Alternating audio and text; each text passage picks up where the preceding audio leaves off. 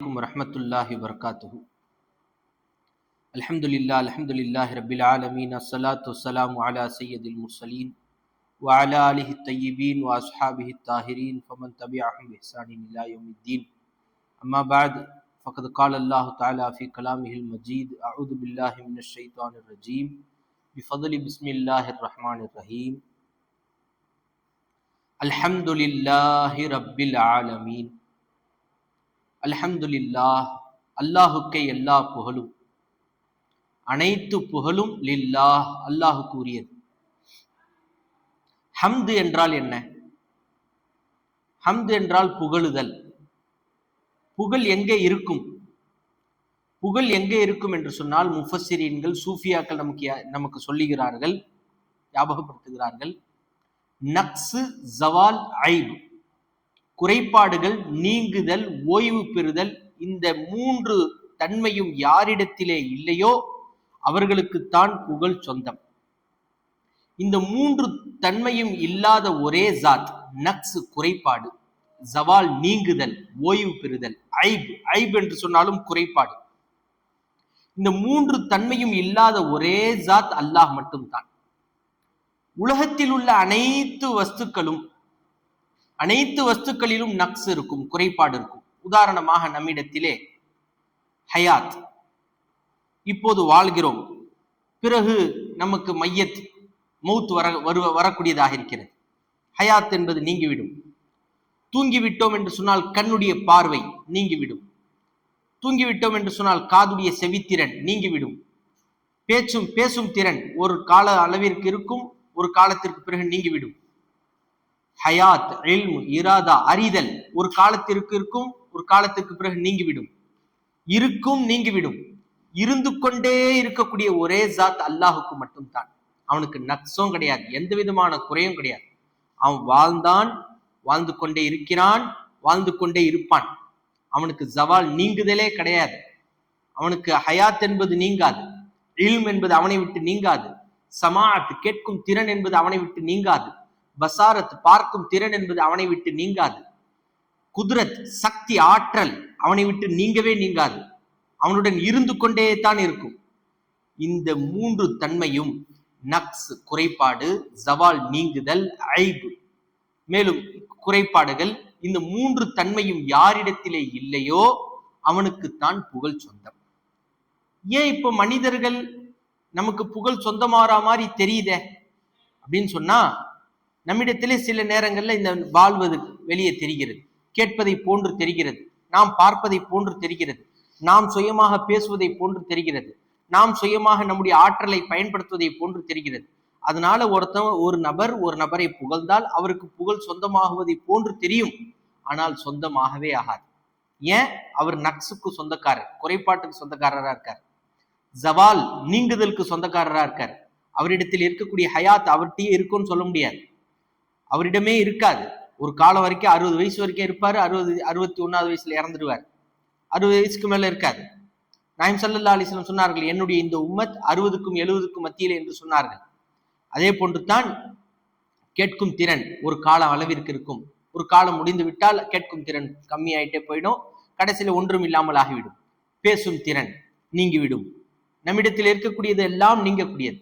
எனவே சொல்ல வருவதின் நோக்கம், ஹம்து என்பது இந்த மூன்று தன்மையும் நக்ஸு, ஜவால், ஐப் யாரிடம் இல்லையோ அவனுக்கு மட்டுமே புகழ் சொந்தம். வேறு யாருக்கும் புகழ் சொந்தப்படுத்தவே முடியாது. இப்போது அல்லாஹ்விற்கு புகழ் சொந்தம் என்று சொன்னால் அல்லாஹ்விடத்திலே புகழை சேர்க்க முடியுமா?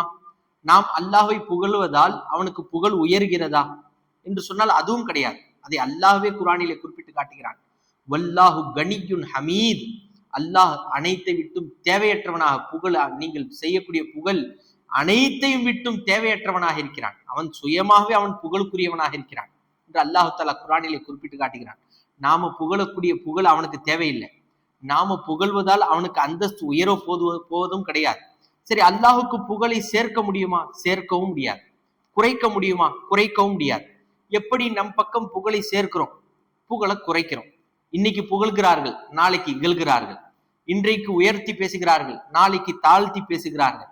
இப்படி கூட்ட முடியும், குறைக்க முடியும். ஆனா அல்லாஹ்வுடைய ஜாத்துல புகழை சேர்க்கவும் முடியாது, புகழை குறைக்கவும் முடியாது. இதுவெல்லாம் முஃபஸ்ஸிரீன்கள் செய்யக்கூடிய, நாம் கட்டாயம் அறிந்து வைத்திருக்கக்கூடிய ஒரு முக்கியமான செய்திகளாக இருக்கிறது. எனவே சுருக்க கருத்து, புகழ் யாருக்கு சொந்தம்? தன் தானாக இருக்கக்கூடியவன். அவனுக்கு எந்த விதமான குறைபாடும் கிடையாது.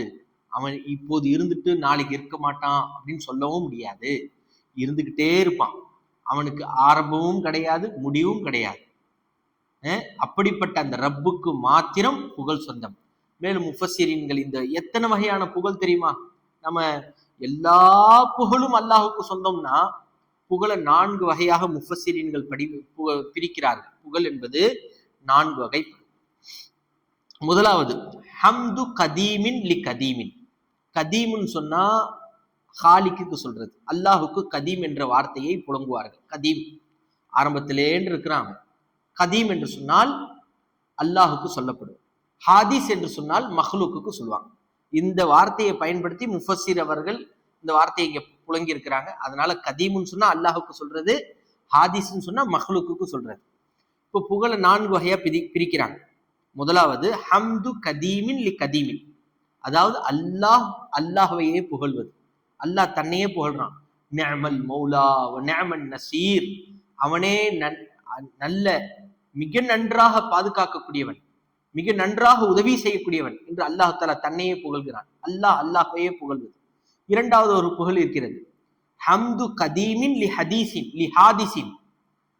அல்லாஹ் தன்னுடைய அடியார்களை, தன்னுடைய படைப்பினங்களை, மஹ்லூக்குகளை புகழ்வது. உதாரணமாக அல்லாஹ் தஆலா புகழ்கிறான், நம்முடைய நாயகம் ரசூலுல்லாஹி ஸல்லல்லாஹு அலைஹி வஸல்லம் அவர்களை புகழ்கிறான். வரஃபஅனா லக ஸிக்ரக், நபியே உம்முடைய அந்த மகத்துவத்தை நாம் உயர்த்தி விட்டோம் என்று அல்லாஹ் புகழ்கிறான். வ இன்னக லஅலா குலுகின் அதீம், நீங்கள் மகத்தான நற்குணத்தின் மீது இருக்கிறீர்கள். மேலும் ரசூலுல்லாஹி ஸல்லல்லாஹு அலைஹி வஸல்லம் அவர்களை புகழ்கிறான். இன்னல்லாஹ வ மலாயிகத்தஹு யுஸல்லூன அலன் நபி யா அய்யுஹல்லதீன ஆமனூ ஸல்லு அலைஹி வஸல்லிமு தஸ்லீமா. அல்லாஹும் மலக்குமார்களும் தன்னுடைய நபியின் மீது ஸலவாத் ஓதிக்கொண்டே இருக்கிறார்கள், நீங்களும் ஓதுங்கள். இது அல்லாஹ் தஆலா தன்னுடைய படைப்பினங்களை புகழ்வது. இப்படி அல்லாஹ் தஆலா பல நபிமார்களை புகழ்கிறான். மூன்றாவது ஒரு புகழ் இருக்கிறது, ஹம்து ஹாதிஸின் லி ஹாதிஸின். மஹ்லூக்கு படைப்பினங்களை புகழ்வது. படைப்பினங்களை புகழ்வது. உதாரணமாக நாம் நம்முடைய நபியை புகழ்வது. நபியும் படைப்பு தானே. நாம் நம்முடைய நபியை புகழ்வது. முஹம்மதுன் சையதுல் கௌனைனி வ ஸகலைன், முஹம்மது ஸல்லல்லாஹு அலைஹி வஸல்லம் 2 உலகத்திற்கும் தலைவராக இருக்கிறார்கள் என்று நாம புகழ்றோமா இல்லையா? முஹம்மது ஸல்லல்லாஹு அலைஹி வஸல்லம் அவர்களை பற்றி புகழ்கிறோம். நாம் நம்முடைய உஸ்தாத்மார்களை புகழ்கிறோம், மாணவர்களை புகழ்கிறோம், பெற்றோர்களை புகழ்கிறோம். எனவே படைப்பை புகழ்வது மூன்றாவது புகழ். நான்காவது புகழ் ஹம்து ஹாதிஸின் லி கதீமின். படைப்பு ஹாலிக்கை புகழ்வது, படைப்பினங்கள் அல்லாஹ்வை புகழ்வது. அல்ஹம்துலில்லாஹி ரப்பில் ஆலமீன், அல்லாஹுக்கு எல்லா புகழும். படைப்புகள் அல்லாஹ்வை புகழ்வது. இப்படியாக 4 வகையான புகழ்கள் இருக்கிறது. அல்லாஹ்வை புகழ்வது, அல்லாஹ் படைப்புகளை புகழ்வது, படைப்பினங்களை புகழ்வது, படைப்பு அல்லாஹ்வை புகழ்வது. இந்த 4 வகையான புகழும் அல்லாஹுக்கு மாத்திரம் சொந்தமானது. எல்லா புகழும் அல்லாஹுக்கு தான் போய் சேரும். எனவே இப்படிப்பட்ட அனைத்து புகழும் அல்லாஹுக்கு தான் சேரும். இப்படி புகழ்றதுனால என்ன சிறப்பு? ஹஜ்ரத் ரசூலுல்லாஹி ஸல்லல்லாஹு அலைஹி வஸல்லம் சொல்கிறார்கள், அல்லாஹுக்கு தான் புகழ் சேராதன்னு நம்ம விட்டுறவும் கூடாது. ஒவ்வொரு வினாடியும் நாயகம் ஸல்லல்லாஹு அலைஹி வஸல்லம் புகழ்ந்திருக்கிறார்கள்.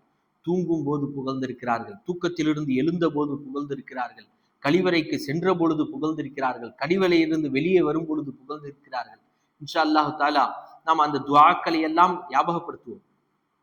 அப்படியாக ஒவ்வொரு அசைவிலும் அல்லாஹ்வை புகழ்ந்து கொண்டே இருந்திருக்கிறார்கள்.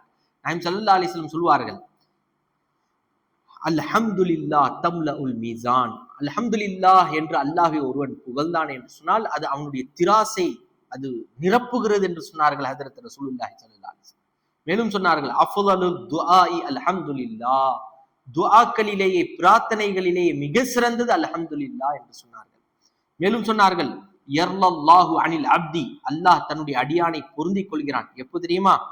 அல்லது யஅகுலு அவ் யஷ்ரிப். சாப்பிடும் பொழுதோ சாப்பிடுகிறான் அல்லது குடிக்கிறான். குடிச்சிட்டு என்ன செய்யறான்? இப்ப யஹ்மிதுஹு அலைஹா. குடிச்சிட்டு சாப்பிட்டு அல்லாஹ் புகழ்றான். யா அல்லாஹ், நான் எந்த விதமான முயற்சியும் செய்யாம எனக்கு உணவு கொடுத்திய, எனக்கு எதுவுமே சொந்தம் கிடையாது, நீ எனக்கு உணவை கொடுத்து எனக்கு என்னுடைய வயிறை நிரப்பின நீ என்று அல்லாஹ் புகழ்றான். பார்த்தீங்களா? அப்ப அல்லாஹ் அந்த அடியானை பொருந்தி கொள்கிறான் என்று ஹஜ்ரத் ரசூலுல்லாஹி ஸல்லல்லாஹு அலைஹி வஸல்லம் சொல்கிறார். மேலும் சொன்னார்கள், புகழ் என்பது வல் பாக்கியாத்து சாலிஹாத், எப்போதுமே நம்முடன் பாக்கியாக தரிப்பட்டிருக்கக்கூடிய நல்ல அமல் என்று சொன்னார்கள் ஹஜ்ரத் ரசூலுல்லாஹி ஸல்லல்லாஹு அலைஹி வஸல்லம். மேலும் சொன்னார்கள், ஒருவன் சாப்பிட்டு விட்டு குடித்து விட்டு புகழ்ந்தானே என்று சொன்னால் அவனுடைய பாவங்கள் எல்லாம் மன்னிக்கப்படுவதற்கு காரணமாக இருக்கிறது. சபபுல் லி மக்ஃபிரத்தி ஸுனூபி, அவனுடைய பாவங்கள் மன்னிக்கப்படுவதற்கு அது காரணமாக இருக்கிறது என்று சொன்னார்கள். மேலும் ஹஜ்ரத் ரசூலுல்லாஹி ஸல்லல்லாஹு அலைஹி வஸல்லம் இந்த புகழை பற்றி அதிகமாக சொல்லிக் கொண்டே இருக்கிறார்கள். நாம் அனைத்து நிலைகளிலும், நமக்கு கஷ்டமான நிலை இருந்தாலும் சரி, நமக்கு சந்தோஷமான நிலைகள் வந்தாலும் சரி, அல்லாஹ் புகழ்ந்துகிட்டே இருக்கு. நாயகம் ஸல்லல்லாஹு அலைஹி வஸல்லம் அவங்களுக்கு சந்தோஷமான ஒன்றை பார்த்தால் அல்ஹம்துலில்லாஹ் அல்லதி பிநிஅமதிஹி என்று அல்லாஹ்வை புகழ்வார்களாம். இதே கஷ்டமான ஒரு சூழ்நிலையை, தான் வெறுக்கக்கூடிய ஒரு சூழ்நிலையை பார்க்கிறாங்க, அல்ஹம்துலில்லாஹி அலா குல்லி ஹால் என்று அல்லாஹ்வை புகழ்வார்களாம். ஹஜ்ரத் ரசூலுல்லாஹி ஸல்லல்லாஹு அலைஹி வஸல்லம் சொல்றாங்க, யஹ்மிதுல்லாஹ் அல் அப்து, அடியான் அல்லாஹ் புகழ்றான், அன் ஃபக்தில் வலதி, தான் பெற்றெடுத்த குழந்தைய அவன் இழந்துட்டான். ஒரு அடியான் இழந்துட்டான், பிறந்துட்டு இறந்துருச்சு அந்த குழந்தை. அப்போ அல்லாஹ் புகழ்றான். எவ்வளவு கஷ்டமா இருக்கும். தான் பெற்றெடுத்த குழந்தை 10 மாசம் எதிர்பார்த்து அந்த குழந்தை இறந்துடுச்சு. அந்த நேரத்துல அல்லாஹ் அவன் புகழ்றான்னு சொன்னா என்ன ஆகும் தெரியுமா? ரசூலுல்லாஹி ஸல்லல்லாஹு அலைஹி வஸல்லம் சொல்கிறார்கள், அந்த முசீபத்தான நேரத்துல அல்லாஹ் புகழ்ந்துட்டா ஃபயன்பகி லஹு, அவனுக்கு அவசியமாகி விடுகிறது பைத்துன் ஃபில் ஜன்னா, சொர்க்கத்திலே அல்லாஹ் தஆலா ஒரு வீட்டை அல்லாஹ் தஆலா அவனுக்காக உருவாக்குகிறான். யுசம்மா, அந்த பைத்துக்கு, அந்த வீட்டிற்கு அல்லாஹ் தஆலா பெயரிடுகிறான் பைத்துல் ஹம்த், புகழ் என்ற வீடு என்று, புகழுடைய வீடு என்று அல்லாஹ் தஆலா பெயரிடுகிறான் என்று சொன்னால், நமக்கு சந்தோஷமான நிலைகள் வரலாம், கஷ்டமான நிலைகள் வரலாம், நமக்கு பல நிலைகள் வரலாம்.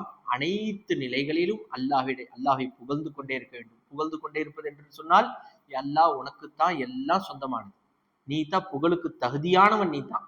எங்களுக்கெல்லாம் நக்ஸ், நாங்க இன்னைக்கு இருப்போம், நாளைக்கு போயிடுவோம், இப்போ பார்ப்போம், பிறகு எங்களுடைய பார்வை போயிடும் என்று அல்லாஹ்விடத்தில் அனைத்து புகழை சொந்தப்படுத்திக்கிட்டே இருக்கணும். நீ தான் சொந்தக்காரன் என்று நாம் சொந்தப்படுத்தி கொண்டே இருக்க வேண்டும். இதைத்தான் அல்ஹம்துலில்லாஹி ரப்பில் ஆலமீன், ஒட்டுமொத்த உலகத்துல யாரை புகழ்ந்தாலும் ஆட்டோமேட்டிக்கலி அல்லாஹ்ட்ட போய் சேர்ந்துரும் அந்த புகழ் என்பதைத்தான் இந்த ஆயத்தை நமக்கு உணர்த்துகிறது. இன்ஷா அல்லாஹ் தஆலா எதை பேசினோமோ, எதை கேட்டோமோ அதன் பிரகாரம் அமல் செய்வதற்கு வல்லல்லாஹ் தௌஃபீக் செய்வானாக.